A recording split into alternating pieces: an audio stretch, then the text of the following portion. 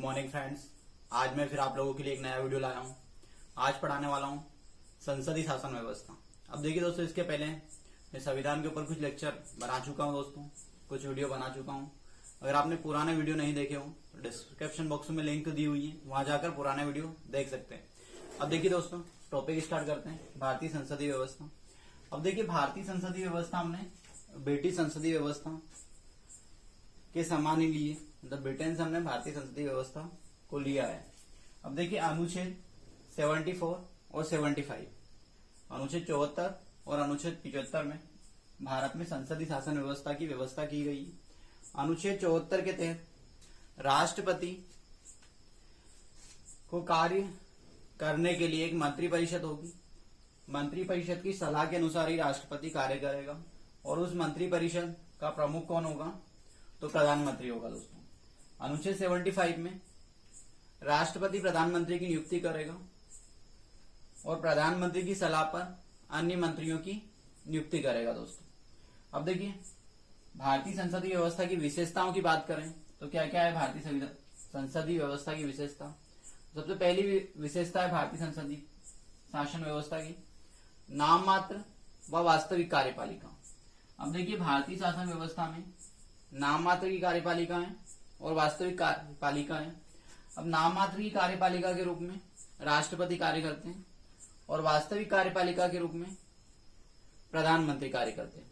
नाम मात्र की कार्यपालिका का तात्पर्य यहाँ पे राष्ट्रपति की जो वास्तविक शक्ति होती है उनका उपयोग कौन करता है? तो प्रधानमंत्री करता है। राष्ट्रपति की वास्तविक शक्तियों का उपयोग प्रधानमंत्री के द्वारा किया जाता है राष्ट्रपति के नाम पर। तो देखिए, नाम मात्र की कार्यपालिका हम किसे कहेंगे? राष्ट्रपति को। और वास्तविक कार्यपालिका शक्ति किसके पास है? तो प्रधानमंत्री में। अब देखिए, इसके बाद हम बात करते हैं, जो राष्ट्रपति होता है उसके प्रतिनिधि के रूप में प्रधानमंत्री कार्य करता है दोस्तों। अब राष्ट्रपति देश का प्रमुख होता है और प्रधानमंत्री सरकार का प्रमुख होता है, दोनों में अंतर। राष्ट्रपति राष्ट्र का प्रमुख होता है। अब देखिए, पॉलिटिक्स की भाषा में राष्ट्र को राज्य कहते हैं, तो राज्य का प्रमुख कौन हुआ? राष्ट्रपति हुआ। और प्रधानमंत्री सरकार का प्रमुख हुआ दोस्तों। अब देखिए, अगला टॉपिक है, अगला जो हमारी विशेषता है, बहुमत प्राप्त दल का शासन। जो भारतीय संसदीय शासन व्यवस्था है, इसमें जिस दल को सबसे ज्यादा बहुमत मिलता है वही दल सरकार बनाता है। तो बहुमत प्राप्त सरकार होती है, मतलब जिस दल को सबसे ज्यादा बहुमत मिलेगा, मतलब 51% से अधिक सीटें, मतलब अगर किसी पार्टी को स्पष्ट बहुमत नहीं मिल पाता है तो वो दल क्या करता है? 2 या 2 से अधिक पार्टियों या जितनी भी पार्टी हो उनसे गठबंधन कर सरकार बनाता है। और सरकार बनाने के बाद उनमें से जो प्रमुख लीडर होता है उसे प्रधानमंत्री नियुक्त करता है राष्ट्रपति। प्रधानमंत्री की नियुक्ति कौन करता है? तो राष्ट्रपति।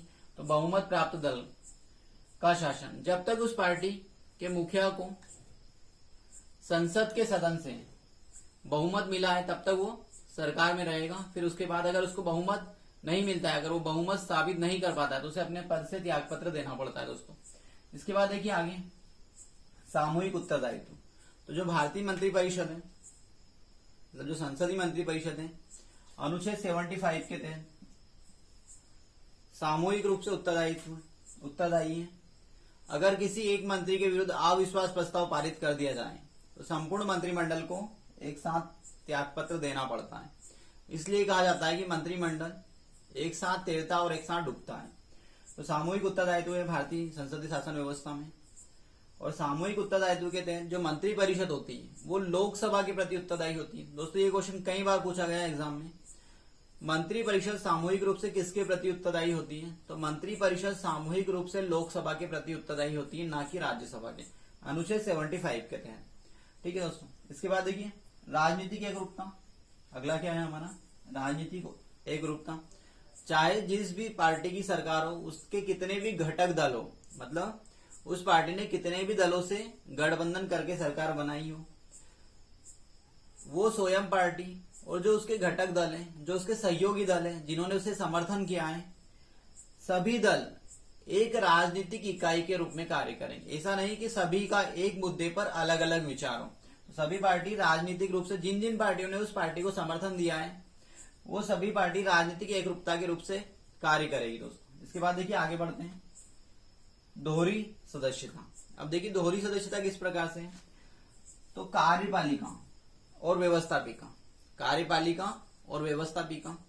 अब जो व्यवस्थापिका के सदस्य होते हैं वही कार्यपालिका के सदस्य होते हैं। भारतीय संसदीय व्यवस्था की एक सबसे बड़ी विशेषता है, क्या है कि जो सदस्य कार्यपालिका के सदस्य हैं वही सदस्य व्यवस्थापिका में से चुने जाएंगे। मतलब व्यवस्थापिका के सदस्य में से चुनकर ही हम क्या करेंगे, मंत्री बनाएंगे किसी सदस्य को। तो कार्यपालिका के मतलब व्यवस्थापिका के सदस्य ही क्या होंगे, कार्यपालिका के सदस्य होंगे दोस्तों। तो दोहरी सदस्यता की व्यवस्था है भारतीय संसदीय व्यवस्था में। इसके बाद आगे बात करते हैं, अगली जो विशेषता है प्रधानमंत्री का नेतृत्व। अब देखिए सत्ता पक्ष मतलब जिस भी पार्टी की सरकार बनेगी उसमें प्रधानमंत्री सर्वे सर्वा होगा। प्रधानमंत्री के निर्देशक के अनुसार ही संपूर्ण मंत्रिमंडल कार्य करता है। तो प्रधानमंत्री का एक महत्वपूर्ण पद है और सभी मंत्रियों में सबसे प्रमुख मंत्री होता है प्रधानमंत्री, जिसकी नियुक्ति राष्ट्रपति करता है। अब देखिए दोस्तों आगे बढ़ते हैं, अगली विशेषता है निचले सदन का विघटन।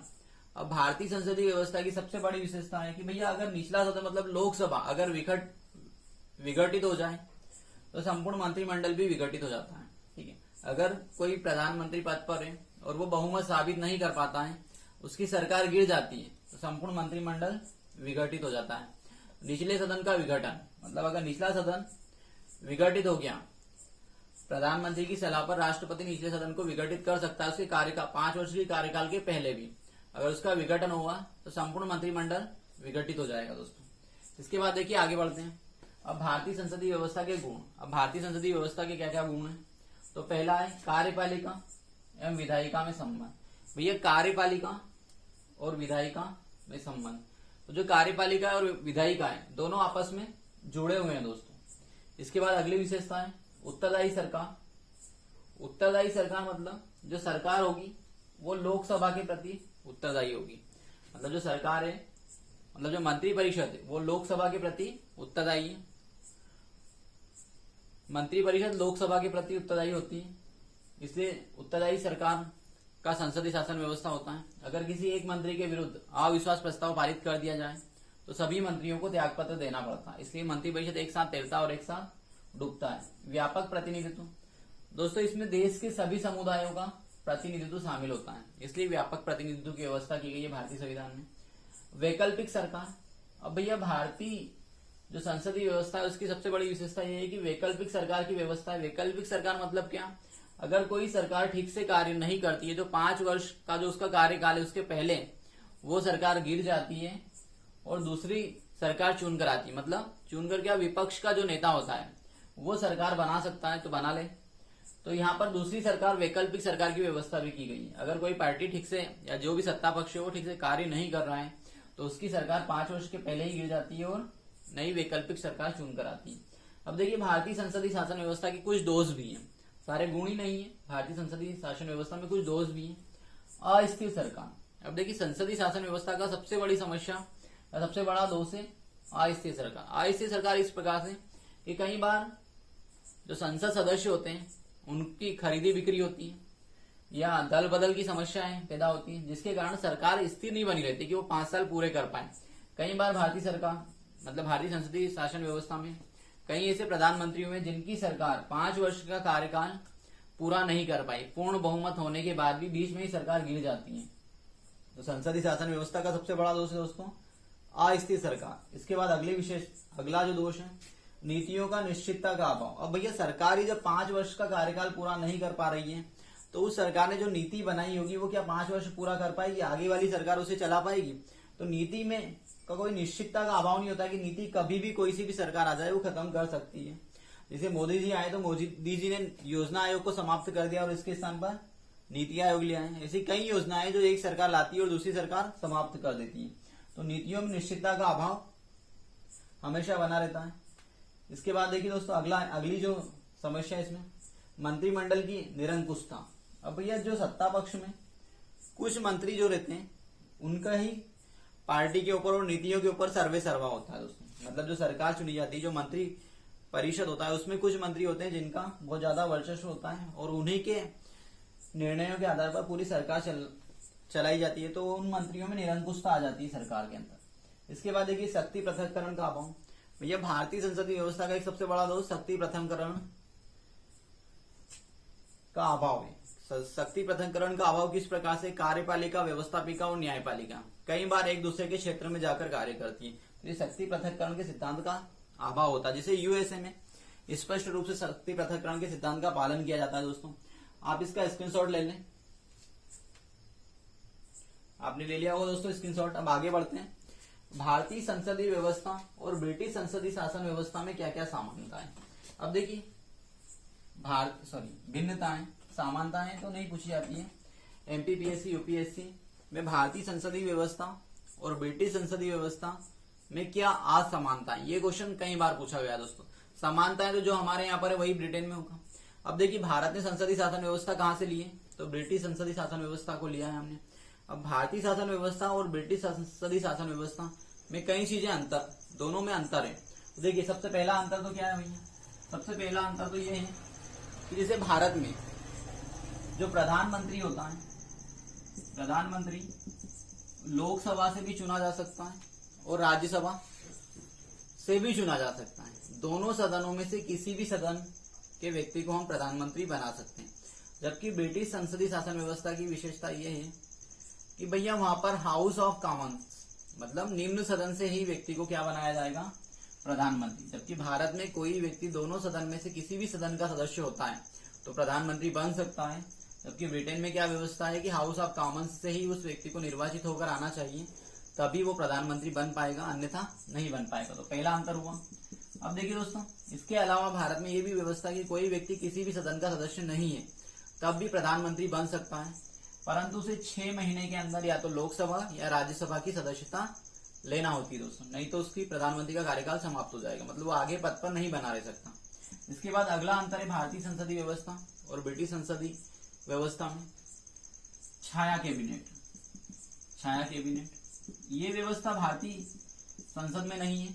छाया कैबिनेट में क्या होता है दोस्तों, विपक्ष का जो नेता होता है वो एक कैबिनेट का गठन करता है, जिसे छाया कैबिनेट कहते हैं, कि जो भविष्य का प्रधानमंत्री होगा उसका निर्माण करता है, जिसे छाया कैबिनेट कहते हैं। ये भारतीय संसदीय व्यवस्था में विशेषता नहीं है दोस्तों। इसके बाद अगली तीसरा अंतर है, दोनों शासन व्यवस्था में अगला तीसरा अंतर है दोस्तों कि जो ब्रिटिश संसदीय शासन व्यवस्था है यहाँ पर राजतंत्र है। क्या है, राजतंत्र है। जबकि भारतीय शासन व्यवस्था में गणतंत्र है। देखिए क्या अंतर है सबसे बड़ा, ब्रिटिश संसदीय शासन व्यवस्था में राजतंत्र है, जबकि भारतीय संसदीय व्यवस्था में गणतंत्र की व्यवस्था की गई। देखिए दोस्तों, ये संसदीय व्यवस्था हो गई। इससे क्वेश्चन एमपीपीएससी मेंस में विशेष रूप से लिखने के लिए आता है, एमपीपीएससी और यूपीएससी मेंस में। और एमपीपीएससी प्री में भी इससे संबंधित कुछ क्वेश्चन पूछे जाते हैं, और यूपीएससी में तो इससे प्री में कई क्वेश्चन आए हुए हैं और लगातार आते रहेंगे। दोस्तों अगर आपको ये वीडियो अच्छा लगा हो तो मेरे चैनल को लाइक करना ना भूलें, वीडियो को लाइक करना ना भूलें, और मेरे चैनल को लाइक शेयर सब्सक्राइब करना ना भूलें। Thank you.